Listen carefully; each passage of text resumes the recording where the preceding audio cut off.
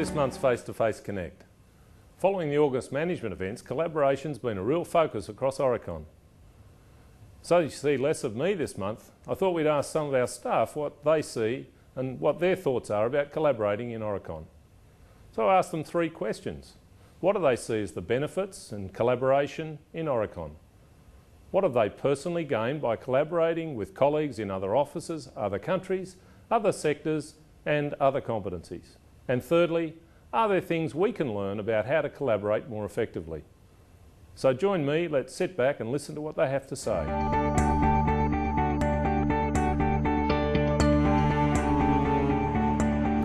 Well, when I was thinking about this, I was looking at the definition of collaboration and seeing it as a process of working together to achieve a common goal.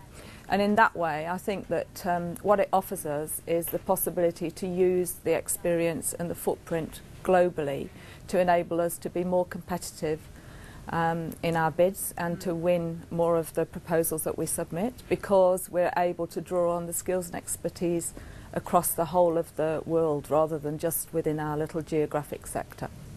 I think the keys to collaboration is really about communication, and we have a lot of different means of communication at the moment, and more coming online, which is great.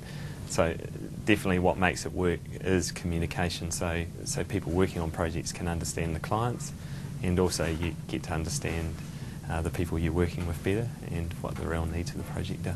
So definitely communication. Collaboration is important to me because I feel it's important to collaborate with people to help achieve consistent outcomes for our clients. Collaboration is something which can help emerging professionals to grow and develop and to help learn from each other. I think there are many benefits for collaboration. Coming from the part of the organisation where we come from, we are now looking to work very collaboratively across all of the company and the sectors and across the geographies. We can only do that effectively if we actually do collaborate and talk together and have a good understanding of where we're all coming from, and also that we collectively have one picture and one goal that we can all work together to achieve. I think that's an absolute imperative if we're going to have a successful business. I've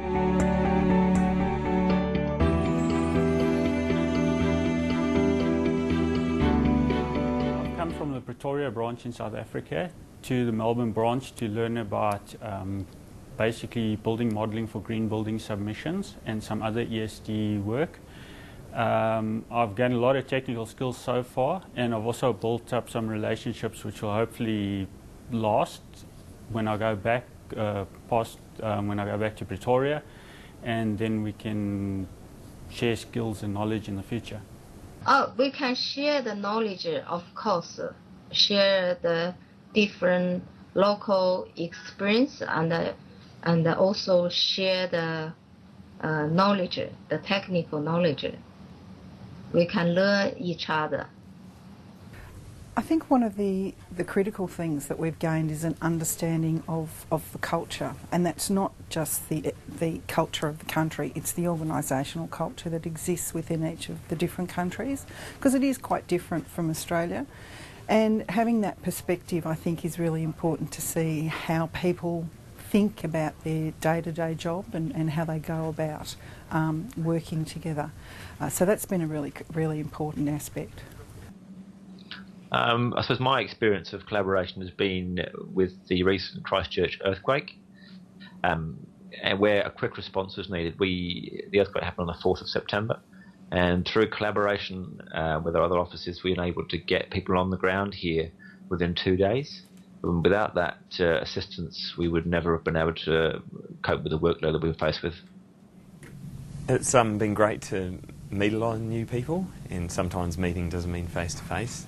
I've just moved here from New Zealand, so it's been great to understand the skills that we have in different locations, and also the opportunities that we have to take skills or project histories and pursue opportunities that we maybe couldn't do before without the links that you get through collaboration.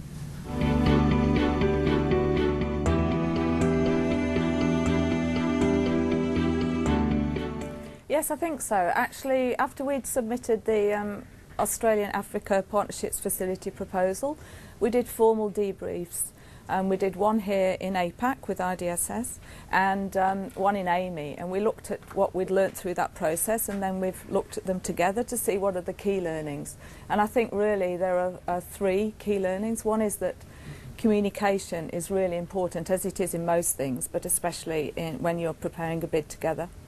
The second is that roles and responsibilities have to be really clear. And the third is that we have to be clear about who can make the hard decisions and when. And just one other thing I think is really important is that we have to have a sort of a cultural understanding. We need to understand how people work in different parts of the world so that we can create something together and submit it together. When it comes to collaboration, one of the strongest ways of doing it is face-to-face communication, because then you get some time to build up the relationships and to share the skills and the knowledge. To have regular meeting with one another, to have more frequent communication, trust one another, and treat your colleagues as your client. Thanks everyone, that was a great snapshot of what we're doing and collaborating around Aurecon and what we're learning by doing it. If you have any ideas on how we can better support and improve collaboration across Aurecon, please don't hesitate to put your ideas on my open forum.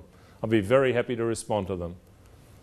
Thanks very much and enjoy collaborating in Aurecon. Go Aurecon! Go Aurecon! That's it.